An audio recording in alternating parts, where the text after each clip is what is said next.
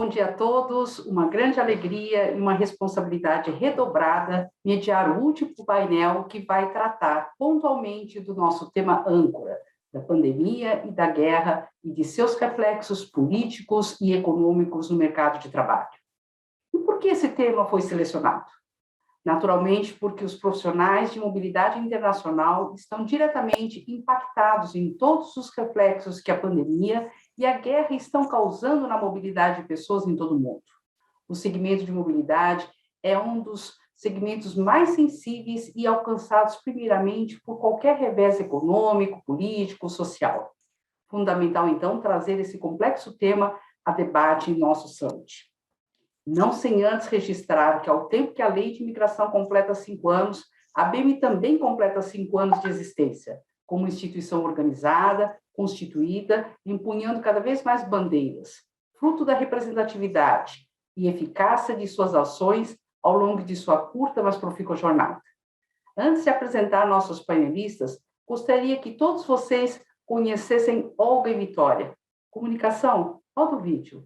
Ucranianos que fugiram da guerra e estão vivendo no Paraná receberam hoje a visita de representantes de 5 embaixadas que vieram ver como as famílias estão por aqui.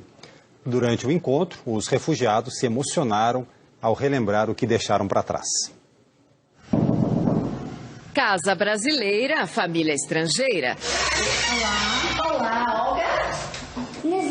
Olga, o marido Yuri e os 4 filhos estão vivendo em Guarapuava, interior do Paraná. O estado que já tinha o maior número de descendentes de ucranianos do Brasil recebeu nos últimos meses quase 100 refugiados pela rede de igrejas Global Kingdom Partnership Network. Olga conta que eles moravam em Kherson, cidade tomada no sul da Ucrânia. Eram empresários e fugiram com apenas uma mala, passando por 3 países antes do Brasil. Frankly speaking, we left everything. Nesta quinta, a família recebeu na nova casa a visita de representantes de 5 países, os embaixadores da União Europeia e do Canadá e os embaixadores interinos dos Estados Unidos, Reino Unido e Ucrânia. Eles vieram de Brasília ver como os refugiados estão vivendo por aqui e o que precisam. Olga falou aos embaixadores que nunca imaginou morar no Brasil e que a família foi muito bem recebida. A comitiva também esteve no apartamento de Victoria, que se emocionou ao falar da recepção calorosa do povo brasileiro. Disse que as pessoas sorriem, dão casa, comida e cuidados. O que nós estamos vendo é que eles estão bem recebidos aqui no Brasil. É essa conexão que sempre o Brasil sempre tem feito tão bem, não? De acolher migrantes, acolher pessoas de origem bem diferentes que são necessitados dessa ajuda. Pois é, pessoal. Os impactos da guerra estão mais próximos de nós do que possamos imaginar. E é com essa mesma emoção da vitória que clamamos por um Brasil que seja efetivamente acolhedor e empático com os refugiados, com os vulneráveis, com as minorias, com gêneros e raça. E com um orgulho imenso, gostaria de apresentar os nossos painelistas, cuidadosamente convidados, por serem profissionais de vanguarda, cada qual em sua área, atuando ativamente com a sustentabilidade social, seja pela comunicação, seja pela educação, seja pelo empreendedorismo inovador ou pelo ativismo. Razão pela qual vou formular uma mesma pergunta aos 3. Qual o impacto que a pandemia e a guerra trouxeram para o seu trabalho e para a sua carreira? Tanguy Bagdad, mestre dos mestres em relações internacionais. Você tem aqui um público imenso, porque entre os profissionais de mobilidade internacional há um volume muito grande de internacionalistas, muito ansiosos para te ouvir.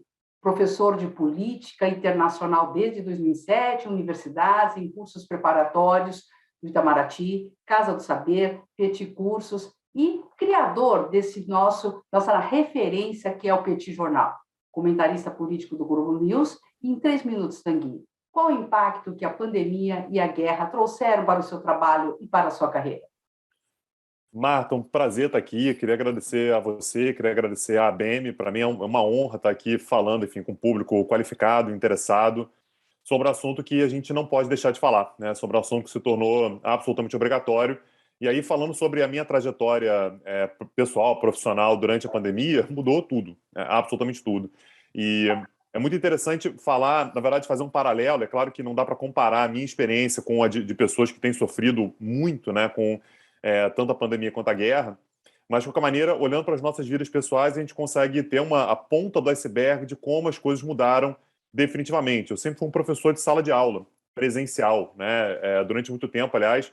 Eu sou do Rio, né, acho que o chiado do S não me deixa esconder, mas eu comecei a dar aula em São Paulo. Eu ia para São Paulo toda semana, fisicamente, né, pegar o avião, ir para São Paulo, passar 2 dias, ia para Brasília, passar mais 2 dias, voltava para o Rio, o que, portanto, fazia com que minha carreira ela fosse baseada nisso. Em 2016 eu comecei meu podcast, então eu dividia, né, as atenções tanto presenciais quanto internéticas, né, à distância, enfim, com gravação de podcast, mas com a pandemia eu fiz uma guinada completa, total. Então atualmente eu só dou aulas pela internet, com podcast, com o meu curso, com a faculdade. Então eu fico imaginando como a pandemia, para mim, que sou apenas um professor, como é que isso mexe com as pessoas, de uma forma geral, ao redor do mundo, em diversas áreas de conhecimento, com diversos backgrounds diferentes, em diversos lugares diferentes.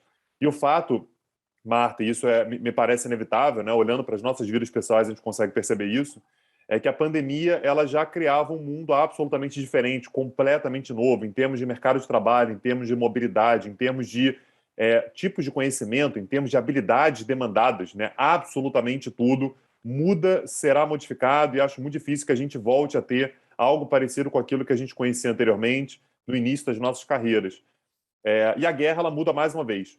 Então, a guerra, ela traz mais um grande set de mudanças, afinal de contas, a gente passa a ter outras demandas, outras necessidades, a gente passa a ter outras demandas energéticas, a gente passa a ter outras preocupações relacionadas à segurança, que muitas vezes parece que a gente voltou algumas décadas no tempo, né? Parece que a gente voltou a ter preocupações que a gente considerava que já tinham sido superadas. E a gente olha agora para a realidade e a gente vê que não. A gente volta a ter uma pandemia que se parece com a pandemia da Primeira Guerra Mundial, né? Como foi a gripe espanhola, no nível de gravidade menor, é bem verdade, mas ainda assim muito severa, muito grave.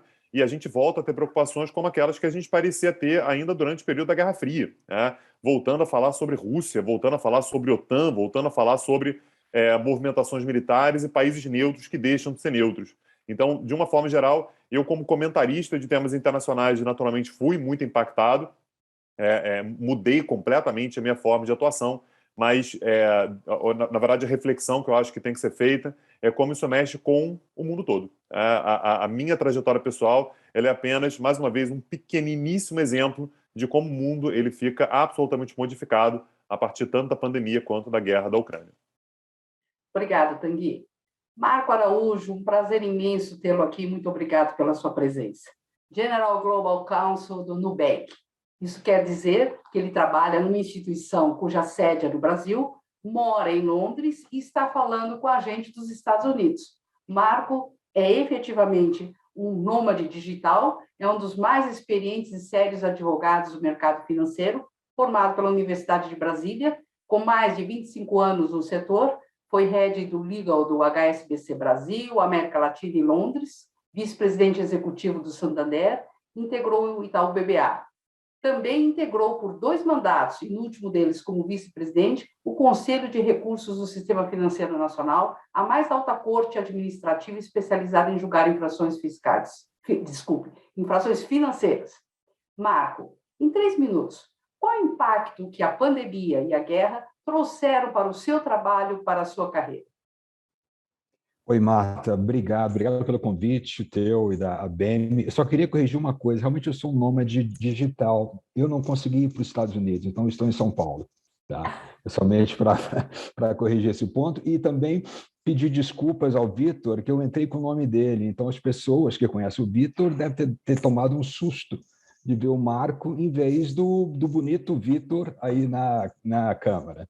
Então, só queria acrescentar isso. Bom, Marta, para mim, do ponto de vista pessoal, o Covid teve um impacto incrível, né? Porque eu fui contratado, estava trocando de emprego, então eu estava morando, quer dizer, eu continuo morando em Londres, mas eu vim para o Brasil para mudar com a família, e cheguei aqui no Brasil no pico da pandemia.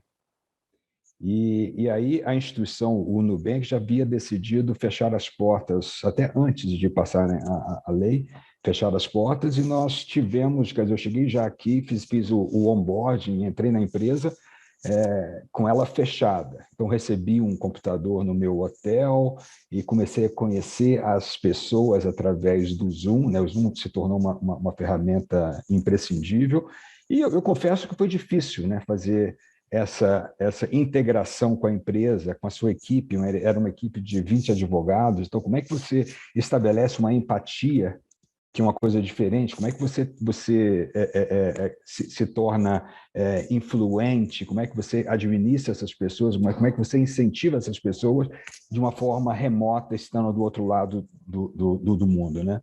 E tem o seu aspecto até de zona, de horário, que também influencia, né? A minha rotina diária mudou. Então, eu que sou uma pessoa da manhã, eu tive que me acostumar a trabalhar até meia-noite. Então, realmente, isso também era um sofrimento grande de estar já trabalhando. Mas eu acho que isso também trouxe uma série de oportunidades, né? Tanto que eu acho que a relação de trabalho hoje, ela mudou. Então, nós hoje estamos aqui no Nubank discutindo exatamente a volta, que vai ser uma volta híbrida, uma volta no qual você vai poder optar por estar trabalhando fisicamente no mesmo espaço. Nós estamos, sim, incentivando as equipes para que tenham algum tipo de contato físico, porque a gente acha que isso é muito importante para criar empatia e incentivar e criar um espírito de equipe, mas também tem aqueles aspectos de conforto, de você estar próximo da família. Por exemplo, a minha proximidade com o meu filho, eu tenho um filho de 9 anos e uma filha de 12, aumentou muito. Eu sempre viajei muito, eu sempre viajei por vários países. E como eu tive que passar 1 ano e meio, 2 anos trabalhando de casa, isso trouxe uma proximidade familiar também que foi muito interessante. Então, em relação ao Covid, eu acho que esses foram os aspectos principais, que exigiu da gente muita resiliência, um poder de transformar, de se equilibrar, de pensar de forma diferente. E o segundo tema, em relação à guerra, eu acho que a guerra, obviamente, ela tem influenciado, no sentido macroeconômico, o mundo inteiro, né? Então, com aquela questão de subida de taxas de juros em certos países, e, quer dizer, isso acentuou uma série de coisas, criando algumas disrupturas aí econômicas que têm impactado o mundo todo, e nós, como companhia e pessoas, também estamos sofrendo desse impacto. E uma coisa curiosa, que até assistindo esse vídeo que você passou aí, Marta, é o seguinte, que em Londres a gente acompanha muito proximamente, né, na Europa, essa questão da guerra. E tem sido feito um esforço muito grande, um apelo muito grande aos governos da Europa para receber os imigrantes. E uma coisa que me deixa assim impressionado é o fato da Polônia, que é um país próximo, mas que já tem recebido 6 milhões de ucranianos. 6 milhões de ucranianos que saíram da Ucrânia e foram para a Polônia, que é um país, comparado com o nosso, país pequeno, né? Então, acho que a gente tem que ser, por questões humanitárias, abrir os braços para receber essas pessoas que estão passando dificuldades. Eu acho que não só na Ucrânia, mas em outras partes do mundo. Nós somos privilegiados nesse país, apesar de tudo. Acho que vivendo fora e tendo visitado vários países, acho que a conclusão que eu sempre chego é essa. Acho que era isso que eu queria comentar. Muito obrigada, Marco. E agora, Vitor Del Vecchio. Meu querido Vitor, que prazer tê-lo aqui. Advogado, graduado pela USP, mestrando em Direito Internacional também pela USP, professor da SPM, palestrante da Casa do Saber, colunista de Direitos Humanos e Política Internacional do Yahoo Notícias, co-consultor jurídico da ONU Migração, coordenador do ProMigra, Programa de Promoção dos Direitos dos Migrantes na USP. Qual o impacto, meu caro digital influencer, que a pandemia e a guerra trouxeram para o seu trabalho e para a sua carreira? A Marta, olá pessoal que nos acompanha, que honra estar aqui encerrando os painéis desse Summit. Meu agradecimento também especial para o Marco, que valorizou meu passe ali, entrando com o meu nome.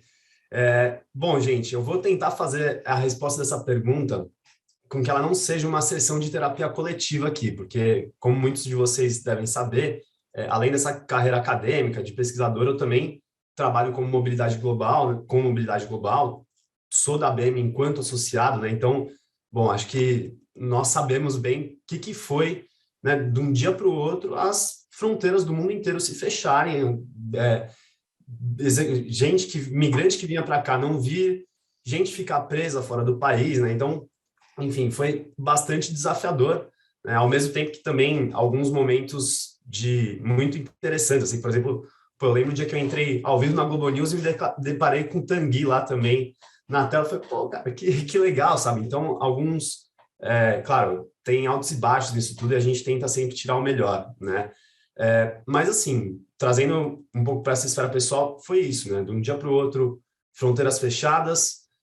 Eu também tenho essa rotina muito de dar aula, dessa troca de energia na sala, que é uma coisa que, para mim, é muito forte. Isso também caiu, né? Na verdade, assim, inicialmente até as aulas caíram e teve todo um período de adaptação que até hoje está retornando, né? Então, poxa, imagina, viajava muito para dar palestra no país inteiro e do nada também isso parou. Então, assim, choques muito grandes. E, claro, na área de projetos, que eu atuo sobretudo com populações em situação de vulnerabilidade, essas dificuldades elas foram muito maiores, né? A gente sabe que quando a gente trata de populações em situações mais delicadas, esses pontos eles chegam de maneira muito mais avassaladora. Então, eu vejo que nós paramos quase todos os projetos estruturais que nós tínhamos e passamos a atuar no emergencial. Então, assim, foi de um dia para o outro, alguns lugares que eu prestava consultoria, que eu estava mais interno, a gente mudou muito o escopo de trabalho e falou, não, peraí, vamos garantir kit básico de higiene, kit básico de máscara, vamos garantir alimentos, né? Assim, a gente foi para as necessidades mais emergenciais. E, claro, muitas vezes também garantir acesso a direitos que a burocracia digital acabou inviabilizando. E aí o auxílio emergencial talvez seja o nosso maior exemplo, né? Que para migrantes, sobretudo, a gente teve uma grande dificuldade, né? Pessoas que, por exemplo, não tinham nem CPF, precisaram de um dia para o outro tirar o CPF, toda aquela dúvida da pessoa que nunca teve contato com a burocracia brasileira, até por um receio, por não saber se ela pode ou não se regularizar, e às vezes nem pode mesmo, mas então por estar irregular no país, crê que não podia ter acesso a nenhum benefício, e ainda todo esse medo de que, poxa,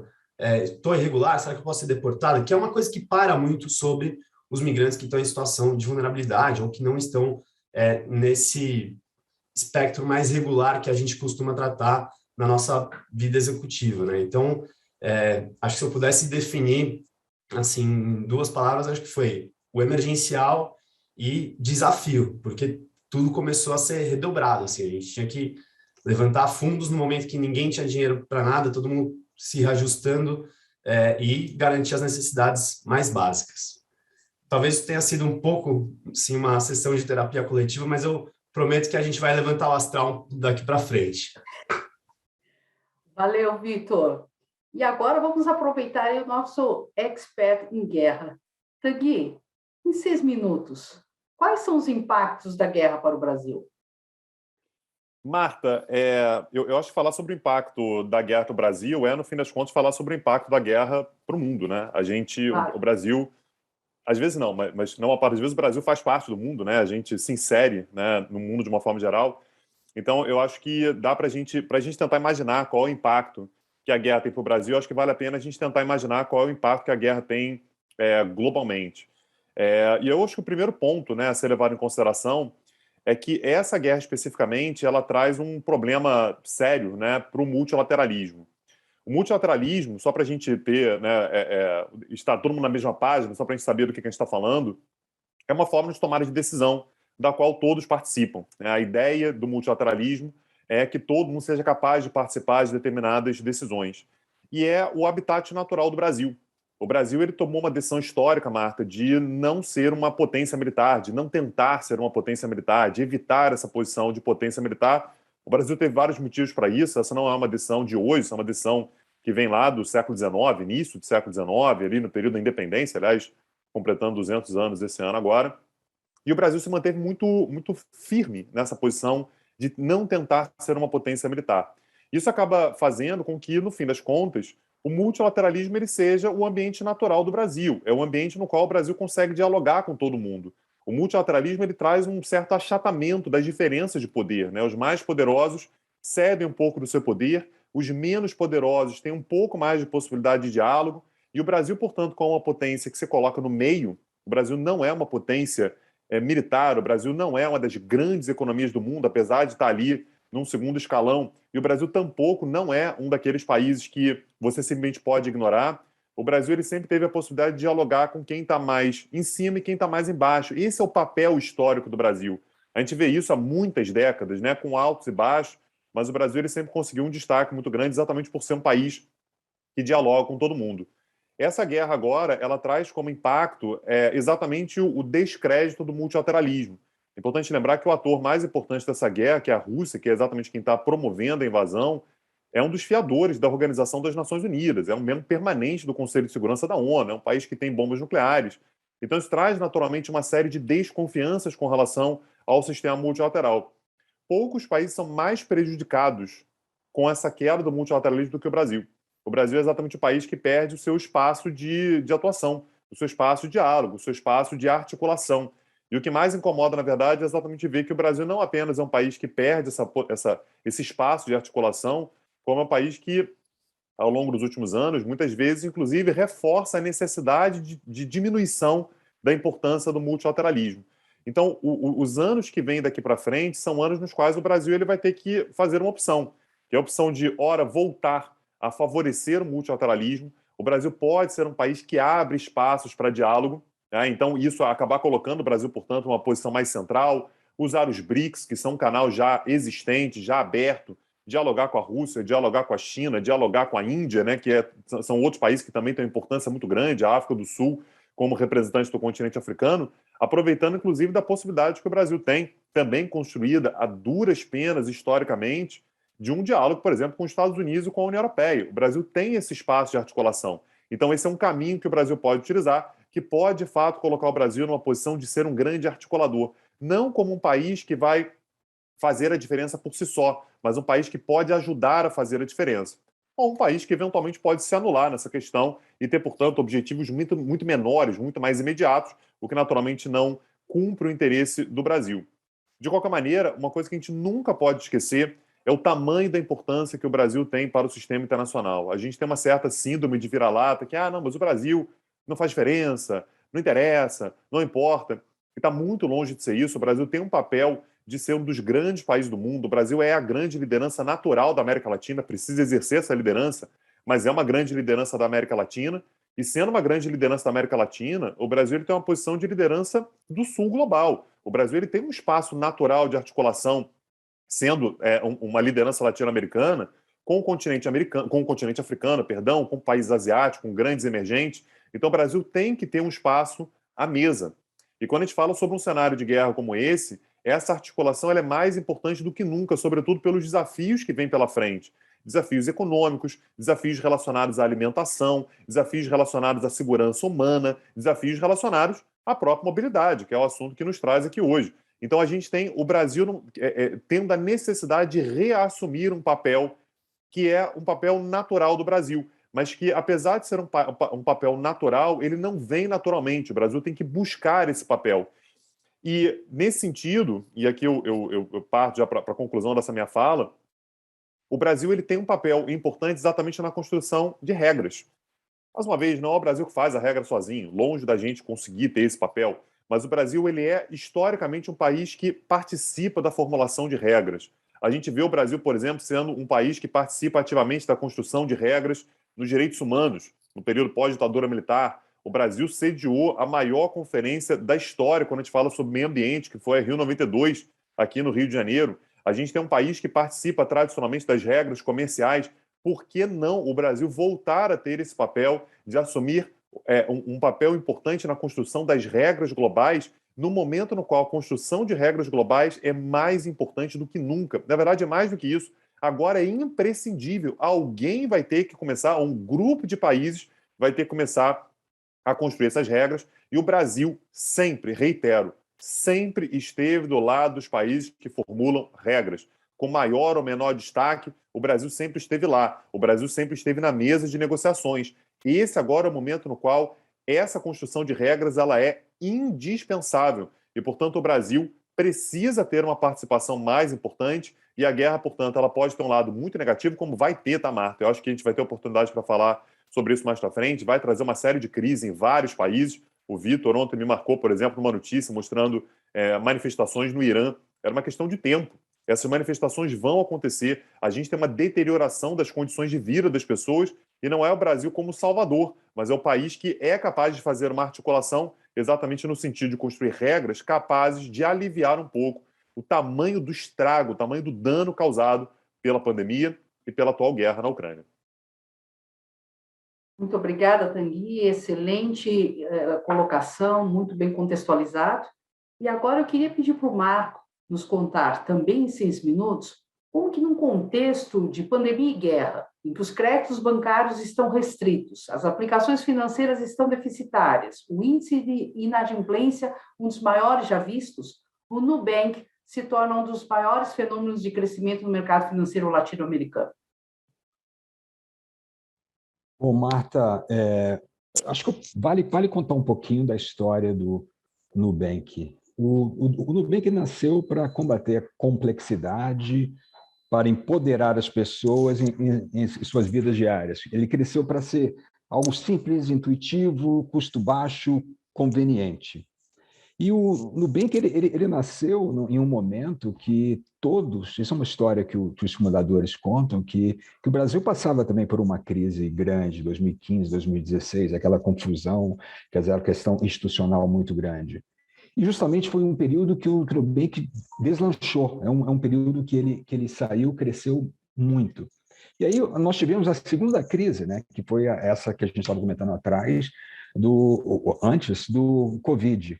E também foi um momento que o Nubank ele pôde crescer muito, e foi um momento apavorante, de certa forma, porque poucas pessoas, inclusive a própria empresa, sabiam o que queria acontecer, mas foi um momento que, pelo grau de utilização de meios eletrônicos da população e pela nossa característica de ser fácil, leve e tudo, nós também conseguimos continuar crescendo, né? E o que a gente verificou foi que, nesse processo de conhecimento, de crescimento, nesses momentos difíceis, fez com que o Nubank ele estivesse mais preparado para enfrentar certas coisas. Por exemplo, quando nós começamos, o Nubank ele não tinha o acesso à informação que as grandes instituições tinham, em termos de creditícias. Nós fomos forçados a criar mecanismos, utilizando inteligência artificial, machine learning e tudo, de estar testando e entrando em contato com clientes e fazendo o nosso próprio banco de dados, gerando informações creditícias que te permitiriam dar créditos maiores. Lembre que a população dos clientes do Nubank ela é uma população de renda mais baixa do que, não é aquela população de renda alta, né? Então, com base nesse sistema de aprendizado, de tecnologia tecnológica que a gente tem, nós fomos capazes de estar criando um modelo creditício que hoje nós classificamos aqui como um dos melhores do mundo. Tanto que, se você pegar o índice de inadimplência que o Nubank tem hoje, ele está mais baixo do que o mercado. Ele continua rodando mais baixo do que a média de inadimplência do mercado e nós crescendo ainda num ritmo avassalador, um ritmo muito, muito forte, né?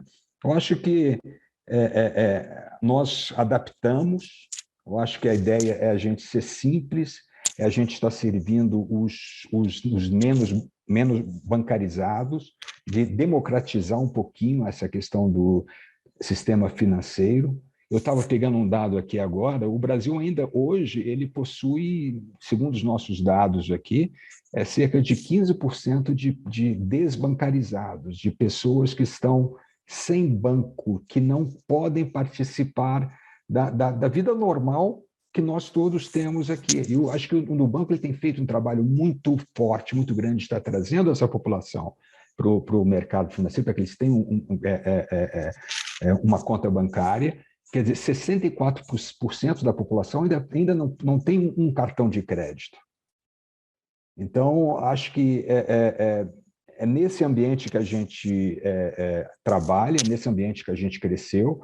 E voltando ao ponto que o Tanguy falou sobre essa questão de complexo de vira-lata, eu acho que a gente tem isso mesmo, nós brasileiros. Quer dizer, eu moro em Londres há 6 anos e foi assim com um prazer enorme que eu pude participar de parte do crescimento do banco. Prazer enorme que nós pudemos hoje construir o maior banco digital do mundo.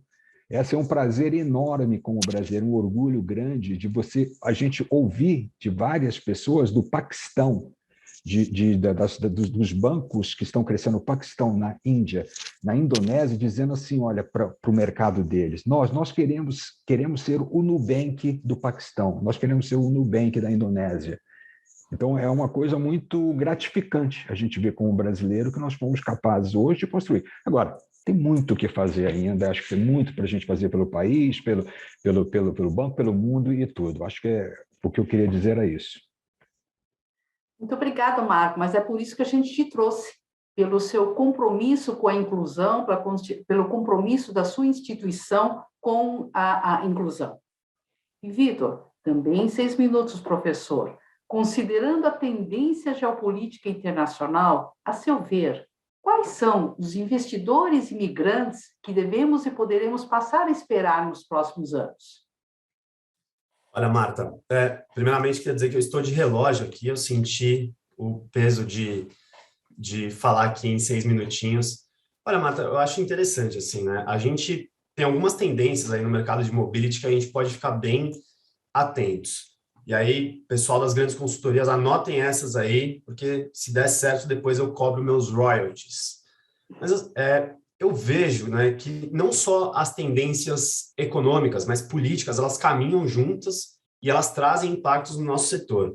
Então, eu acredito que a gente, né, essa questão da guerra, ela mexeu com a noção de segurança dos europeus, né? Com toda essa arquitetura de segurança institucional e com a sensação pessoal de cada um. Então, assim, eu tenho conhecidos, clientes que estão lá, que estão querendo vir para cá e pessoas que estão aqui que estão querendo se firmar de maneira mais perene no Brasil, justamente tendo uma alternativa, porque eles, assim, isso, né, a Europa sempre foi sempre não, né, mas nos últimos anos foi esse antro da paz e estabilidade e tal, e agora viu uma ameaça à sua porta ali, né? E isso mexeu muito com as pessoas. Então, assim, chutaria talvez um aumento nos pedidos de naturalização, motivados não só por essa alternativa, pô, vai que estoura uma guerra lá e a OTAN se envolve, eu tenho que sair de lá, então deixa eu vir para o Brasil. Como também a gente tem um movimento muito interessante, que é a questão previdenciária, né? E isso vem muito na esteira do envelhecimento populacional da Europa, uma dificuldade que os europeus já estão se ligando que eles vão ter dificuldades com o modelo de aposentadoria hoje, que ele está caminhando para um caminho pouco positivo, em que justamente as populações estão ficando cada vez mais velhas, os discursos nacionalistas continuam fortes, né? A recente eleição francesa não me deixa mentir, né? A Marine Le Pen, candidata que se fundou nesse discurso ultranacionalista muito xenófobo, né? Políticas, anti-imigração, tal, tendo 41% dos votos no segundo turno, né? E aí, bom, o trumpismo, o partido Vox na Espanha, os governos atuais da Polônia e da Hungria, né? Que justamente contrastam com essa entrada de mão de obra mais jovem que poderia, de repente, girar melhor essa engrenagem das previdências. Creio também, né, se a gente for pensar, trazer a lupa aqui para o Brasil, acho que tem 2 movimentos interessantes que a gente pode observar. Um deles é que nós temos muitos profissionais qualificados. Eu acho que sempre que eu falo de imigração, nas palestras, eu gosto de lembrar que o Brasil, muito mais do que destino de imigrantes, nós somos um país de origem de imigrantes. Tem quase 3 vezes o número de brasileiros fora do Brasil do que de imigrantes aqui dentro, né? E isso tende a aumentar, né? Com essa inflação galopante, aí a terceira maior do G20, né? Das 20 maiores economias do mundo, a gente deve ter um cenário de fuga de cérebros, a gente deve ter um cenário de pessoas saindo do Brasil, inclusive pessoas qualificadas E eu vejo assim, uma possibilidade de que cada vez mais os brasileiros vão também para o sul global, que tem recebido investimento chinês, que tem recebido uma atenção maior do que os mercados mais tradicionais. A curto prazo, pensando aí na guerra, eu vejo que a gente tem também essa questão de matriz energética. Então, os países eles viram, né, o petróleo está, o oil and gas, né, tipo, subiu absurdos, e os países tendem a investir em curto prazo, não na tão desejada transição verde, mas na produção nacional de petróleo, né, sobretudo no Brasil. Então, eu chutaria que a gente deve ter um investimento. Aí, o pessoal do Rio de Janeiro já abram os olhos em relação a isso. E claro, né, acho que a gente tem que pensar também que, bom, a pandemia ela nos ensinou que as reuniões podem ser virtuais, né? E hoje em dia mesmo ocorrem, né, mesmo com esse arrefecimento da pandemia, muitas continuam mistas ou virtuais, né? Isso significa que não só a pessoa ela pode deixar de ir para o local, como ela pode, isso, claro, para o nosso setor não é tão positivo, mas ela também pode fazer a reunião de qualquer local, né? Vide Marco aí, que estaria em Nova York, não deu, e sem problema ele pegou e entrou aqui de São Paulo, né? Então, assim, eu apostaria numa maior regulamentação e também no aumento dos nômades digitais, né? E talvez até pensando assim que isso seja fomentado pelo metaverso, que vem aí, né, se desenvolver muito nesses próximos anos, né? O próprio Bill Gates, que traz umas previsões aí, às vezes, que se confirmam, inclusive da pandemia, então acho que é um cara que vale a pena a gente pelo menos escutar, né, e considerar um pouco. Ele falou que daqui a uns 3 anos a maioria das reuniões virtuais vão ser no metaverso. Eu acho que isso tende a consolidar mais esse nosso movimento de nômades digitais, de reuniões virtuais, da vida digital profissional. E é isso, às vezes a pessoa vai morar em Recife, quando ela precisar fazer uma reunião presencial em Lisboa ou em Miami, ela pega um avião e está lá no dia seguinte, né? Enfim, o Brasil, enquanto esse país que é muito atrativo também, ele deve ser ponto de lugar para muitas dessas pessoas, né? Um país quente, com essa imagem de uma cultura amigável, que não tem uma instabilidade política tão grande quanto outros paraísos tropicais do mundo, né? Então, eu apostaria nesses pontos aqui que eu trouxe. Vitor, eu queria aproveitar essa sua indicação sobre a questão aí de prognósticos econômicos e queria pedir para o Tanguy também comentar essa questão de desabastecimento, a questão de aumento do preço de petróleo, quer dizer, fazer um pouquinho aí de diagnóstico aí, Tanguy.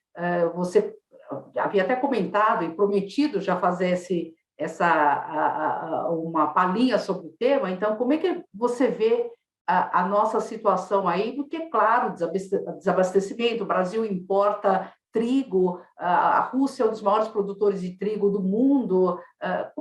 Quais são os prognósticos aí de dificuldades e de desafios? Os desafios são enormes. Então, isso aqui é o que eu acho que a gente vai conviver muito ao longo dos próximos anos ainda. Todos nós aqui, né, não sei qual é a idade do pessoal que está assistindo a gente, né, mas eu acho que boa parte de nós, pelo menos os panelistas aqui, eu acho, né, que eu posso chutar assim, a gente viveu a década de 90, né? A década de 90 com um período de promessas da globalização integrando o mundo, a globalização trazendo estabilidade, a globalização trazendo paz, a globalização que a gente sabe que ela tem um lado horrendo, né, assim, um lado difícil de ser concentradora, é verdade, mas ela também permite que a gente faça o que a gente está fazendo, né? Assim, poder se encontrar virtualmente, né? O Marco poder estar em diversos lugares do mundo, né? O Vitor, portanto, ser um consultor, né, que fala sobre assuntos internacionais, e eu tenho meu podcast. Então, no fim das contas, a globalização ela tem um lado muito positivo e um lado muito negativo, mas o saldo era muito positivo, né? O saldo da globalização era benéfico para a estabilidade internacional e tudo. E uma das consequências da globalização é exatamente que a gente tem cadeias globais de valor muito bem amarradas, muito bem estruturadas. Uma coisa que eu lembro muito, né, e é um período pré-guerra, foi quando aquele navio encalhou no canal de Suez. A gente viu como é que aquilo ali bagunçou o cenário todo, basicamente porque aquilo ali traz um atraso numa das vias, e aí é que a gente consegue tomar consciência de como que as vias, como que os fluxos comerciais, os fluxos de investimento, os fluxos de movimentação, eles estavam bem lubrificados, estava tudo funcionando ali da maneira como tinha que estar, tudo muito sincronizado. Essa guerra muda isso de forma completa. A gente está pegando uma das grandes, o maior país do mundo em termos territoriais, o que não é pouca coisa, né? Quando a gente pensa em geopolítica, né, que é um dos temas com os quais eu trabalho há bastante tempo, a gente sabe que o tamanho do país, o tamanho da ocupação do território faz diferença, basta a gente ver as rotas de voos, por exemplo, né? Então a quantidade de rotas aéreas que passavam por territórios russos ou por aliados russos e que nesse momento você tem que começar a contornar, o tamanho do transtorno que isso traz. A gente está falando sobre um dos maiores produtores do mundo de petróleo e gás. A gente está falando sobre um dos maiores produtores do mundo de grãos, que está atacando um outro dos países maior produtor de grão do mundo também. Então, o impacto disso é de uma disrupção das cadeias globais de valor, algo que já não vinha no momento muito saudável quando a gente fala sobre a pandemia. É importante notar que vários lugares do mundo estão tendo dificuldades, por exemplo, de produzir produtos de alta tecnologia porque está faltando chip. E não é que está faltando chip porque não tem matéria-prima, está faltando chip porque não tem capacidade de chegar, a produção chegar, portanto, no seu destino final. Aqui no Brasil mesmo, a gente teve paralisação, por exemplo, da produção de automóveis. Você fala, pô, mas o que automóvel tem a ver com chip? Tem tudo a ver, tá? Absolutamente tudo ligado, coordenado. E essa guerra, portanto, ela vai trazer um problema desse tipo. E aí a gente tem uma tendência muito a trazer para a nossa realidade. Fala, nossa, mas isso vai mexer com a minha capacidade de consumir determinados produtos. O fato vai um pouco além disso, né? A gente está falando aqui sobre o aumento do preço dos alimentos. O aumento do preço dos alimentos era uma não preocupação há algum tempo. É claro que a fome nunca foi solucionada, mas o fato da fome não ter sido solucionada não era uma questão do preço dos alimentos. O preço dos alimentos ele vinha num nível aceitável. Era uma questão de distribuição e de pobreza extrema. Assim. Tem gente que você pode colocar o quilo do arroz a R$1 que vai ter dificuldade de comprar. Esse era o problema, mas não era do volume de produção. Agora a gente pode passar a ter um problema que é o volume de produção não atender a população global. E aí a gente volta a ter problema, gente, que é coisa de Segunda Guerra Mundial. A gente está falando sobre problema do século XIX. É como se a gente estivesse voltando no tempo e isso traz impactos muito grandes para as populações, como sempre, as mais vulneráveis. São populações que vão sofrer muito com a crise econômica, são populações que têm um impacto profundo nas suas vidas quando a gente fala sobre inflação, quando a gente fala sobre capacidade das crianças se alimentarem, das crianças terem acesso à educação.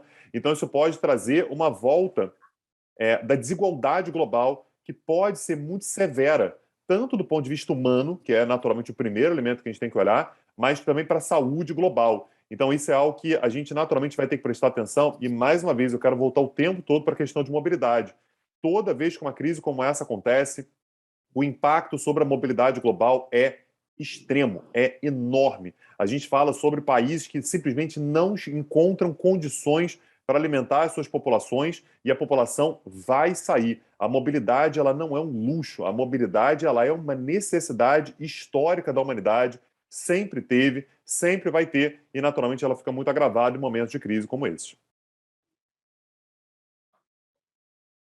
Marco, e você, o que você acha disso tudo? Não, eu tinha, na realidade, eu tinha uma pergunta para o Tanguy. Eu queria aproveitar, eu estou tão entretido pela palestra dele. Tanguy, a Primeira e Segunda Guerras, elas foram iniciadas na Europa, né? E agora eu fico sempre com essa coisa de que, olha, aqui estamos de novo, num momento que a gente nunca imaginou que iria passar, de uma guerra no principal centro desenvolvido do mundo, né? Você vê algum risco mesmo grande de que a coisa possa escalar para uma coisa mundial e etc? Desculpa, Marta, eu não consegui perder essa oportunidade. Marco, se você me perguntasse isso em janeiro desse ano, eu ia te falar assim, Marco, de uma escala de 0 a 10, vamos dizer aí que tenha uma chance 1 de alguma coisa mais séria acontecer globalmente, mas você imagina, você pode dormir absolutamente tranquilo. Eu diria que agora, talvez, o risco tenha aumentado para 1,5. Né? Então, assim, eu acho, Marco, que, sinceramente, a gente já está vivendo algo que é o mais próximo de uma guerra mundial que a gente vai chegar. A guerra mundial, talvez, hoje, ela tenha exatamente esse formato, que é uma guerra de narrativas, é uma guerra cultural, é uma guerra econômica, muito profundamente econômica. Então, isso está acontecendo desde o início da guerra, né? A guerra começou no dia 24 de fevereiro. Eu tenho um podcast que tem feito a cobertura diária da guerra. Não tem nenhum dia que a gente não tenha novas notícias acerca de sanções, acerca de ações econômicas, acerca de uma coordenação, acerca de uma busca pelo isolamento da Rússia.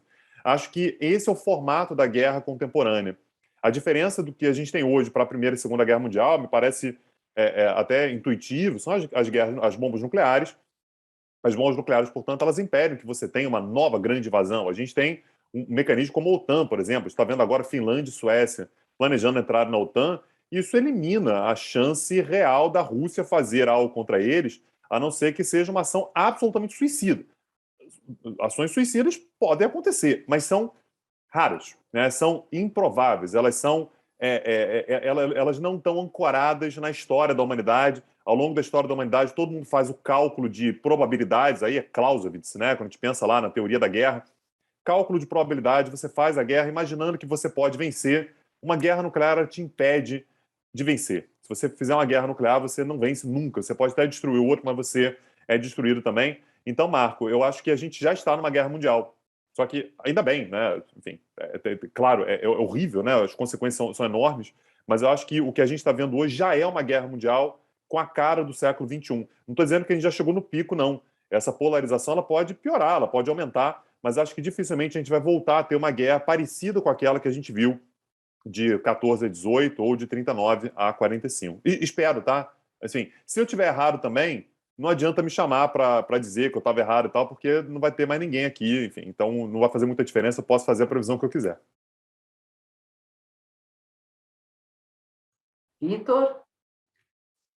Olha, Marta, eu gostaria de acrescentar um pouco essa ideia essas ideias que o Tanguy trouxe, que hoje eu tenho cada vez mais visto o termo desglobalização, né, que a gente pode definir aí, grosso modo, como uma tendência existente em muitos países de dissociar alguns dos seus setores econômicos da cadeia global de suprimentos, né? Então, isso, acho que um movimento que vem já há alguns anos, a crise de 2008 trouxe isso, um alerta sobre isso, e a pandemia catalisou abruptamente, assim. Mas, basicamente, a gente viu a Europa, Estados Unidos e China, sobretudo, perceberem que eles estavam muito dependentes das cadeias globais, né? Então, a gente tem aí exemplos, por exemplo, quando faltou respirador, né, no auge da pandemia, a guerra de máscaras, que a gente teve, por exemplo, Canadá e Estados Unidos disputando quem ia comprar, né, aqueles movimentos super fortes, tipo Made in America, Buy from America, né? Então,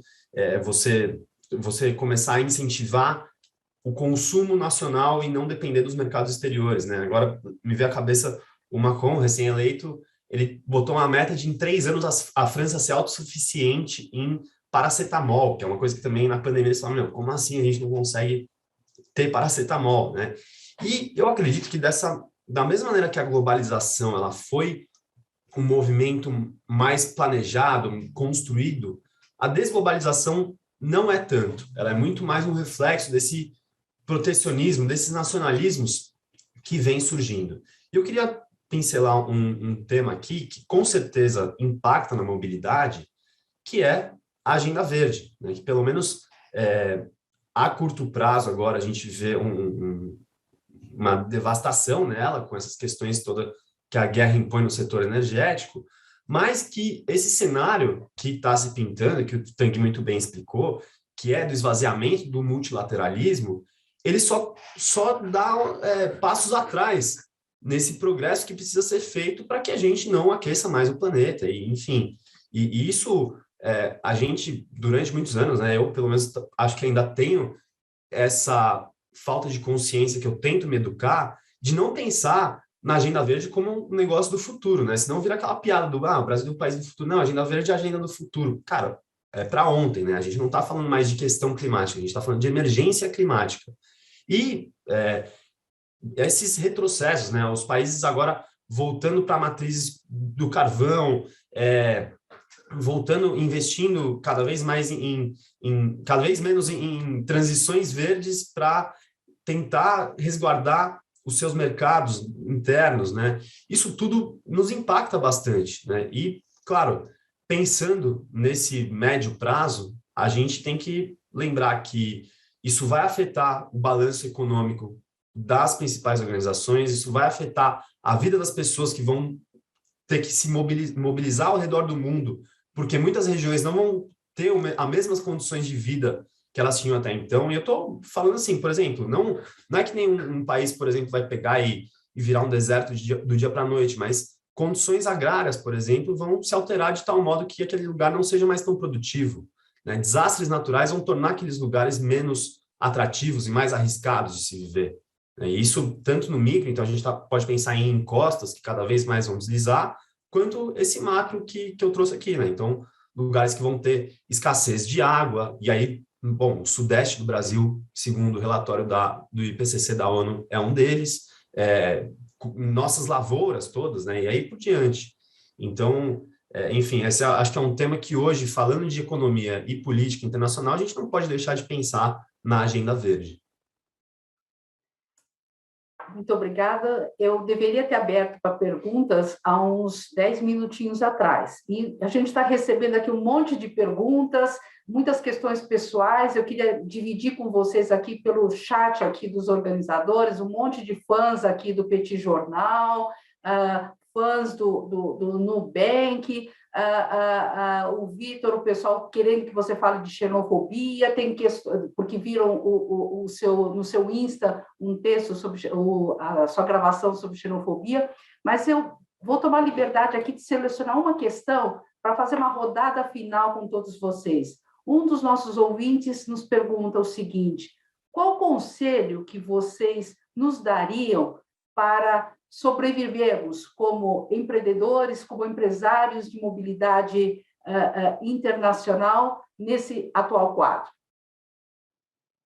Bom, eu posso começar, Marta. Isso foi algo que eu participei há pouco tempo da live do Casimiro, né? Coisa que eu nunca imaginei que ia acontecer. E, por incrível que pareça, assim, a mensagem que eu deixei lá, final, talvez tenha sido a que mais impactou os jovens, né? E aí, uma coisa que me colocou muito para pensar foi que é um recado que não é apenas para os jovens, né? Mas é para todos nós. Eu acho que, para responder essa pergunta, o caminho não pode ser outro, que tem que ler, tá? Tem que se informar, né? Isso aí é um trabalho diário, um trabalho cotidiano. Muitas vezes, a gente tem determinadas preconcepções, a gente tem determinadas impressões e que não se confirmam na realidade. Então, para qualquer coisa que você queira fazer, algo que é absolutamente necessário é se manter lendo. Eu não estou falando apenas atualizado, no sentido quase clichê de você tem que saber o que está acontecendo no mundo, mas é ler mesmo, assim, é estudar aquilo que te interessa, é estudar aquilo que é o objeto do seu trabalho, o objeto do seu estudo. A globalização também traz isso para a gente, né? Uma fonte maravilhosa de informações, então a quantidade de relatórios que você encontra, a quantidade de debates de altíssimo nível que você consegue encontrar, essa é a saída para todos os problemas que a gente possa ter com relação às nossas atuações profissionais, ter dúvidas, né? Então, assim, me incomoda um pouco quando tem gente que lê uma coisa 10 anos atrás e passa a ter uma determinada certeza, ou 6 meses atrás que seja, não precisa ser 10 anos atrás, não, e cria uma determinada certeza, e é uma certeza inabalável, né? E eu acho que isso às vezes é muito valorizado. Não, eu tenho certezas absolutas do que eu faço. Isso é empobrecedor, né? Eu não sei, assim, o Vitor, enfim, eu sei que a gente tem dúvidas o tempo todo, assim, meu Deus, mas será que é? Será que não é? Será que não é possível, que não tem outra explicação? E a dúvida, ela tem que doer na gente, né? Eu acho que esse é um ponto importante. A dúvida, ela tem que incomodar. E, assim, eu estou incomodado porque eu não entendi por que isso aqui está acontecendo. Então, como sobreviver num mundo que muda o tempo todo?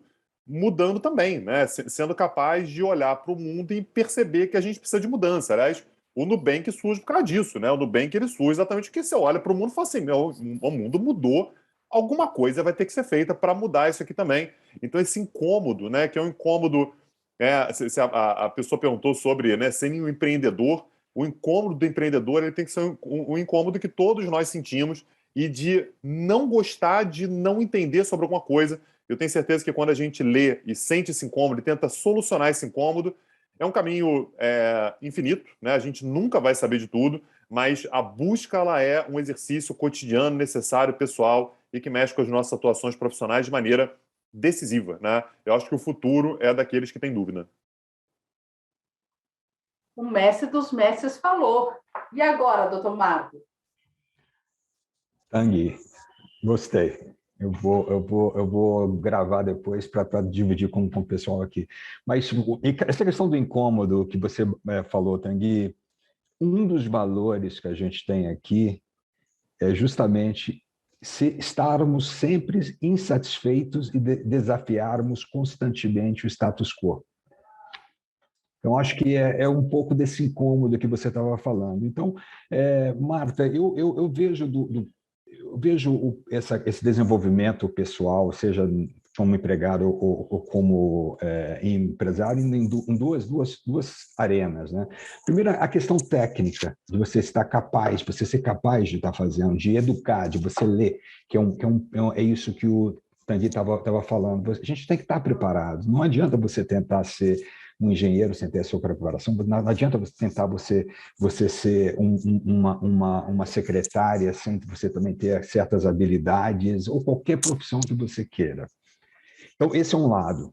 Agora, tem um segundo lado, que talvez seja o lado mais difícil, que é um lado mais das questões mais soft, que para mim, eu prezo muito, e eu vejo o sucesso de muitas pessoas, de muitos profissionais, baseado nessa questão soft. A questão de, que eu já comentei, de resiliência, né? A questão de capacidade de você se adaptar e transformar e navegar naquele ambiente que você está vivendo, um apetite para tomar risco. Então, se você é empresário, você tem que ter um apetite para tomar riscos medidos. Você não vai ser louco, você vai pular de um abismo, mas você tem que ter um apetite grande para tomar risco, ter empatia, cabeça aberta para estar ouvindo os outros, ser humilde, porque uma coisa que também se vê, a gente vê muito, é que na medida que você vai obtendo um pouco de sucesso, a tua humildade vai diminuindo em proporções estratosféricas com várias pessoas. E aí que as coisas falham, é aí que a pessoa, você vê a pessoa afundar profissionalmente. Ter respeito em relação a todos, né? E, finalmente, o segredo que meu avô já falava, trabalhar muito. Então, acho que os segredos são esses. É muito fácil, né, gente? Muito fácil seguir essa lista aí. Era isso. Obrigado. Adorei. Vitor, e você que queria uma terapia, olha aí, vai encerrar a nossa sessão de terapia, por favor. Pois é justamente com esse conselho que eu encerro. Meu conselho para a gente sobreviver a essas adversidades façam terapia, comam salada, pratiquem esportes, meditem, porque com a sanidade mental em dia, com o conhecimento que a leitura que o Tanguy indicou nos trouxe, a gente tem força para lutar e desafiar o status quo. E isso é fundamental para que a gente promova as mudanças estruturais que a nossa sociedade precisa. A sociedade nos mais diversos tamanhos, né? Do micro à sociedade global. E quando eu penso nisso, a gente está pensando desde ter o conhecimento e o discernimento necessário para a eleição de governantes que caminhem nesse trilho de que vai levar a nossa sobrevivência enquanto espécie por questões climáticas, de que vai levar a sociedades mais justas e igualitárias, até práticas na nossa esfera pessoal, profissional, né? Hoje em dia, no mundo corporativo, o ESG virou, né, nossa queridinha, e empregar isso de fato para que a gente tenha mudanças não só estruturais, mas urgentes. E com isso, pessoal, fechamos com chave de ouro esse summit. Gratidão imensa a vocês, maravilhosos. Muito obrigada.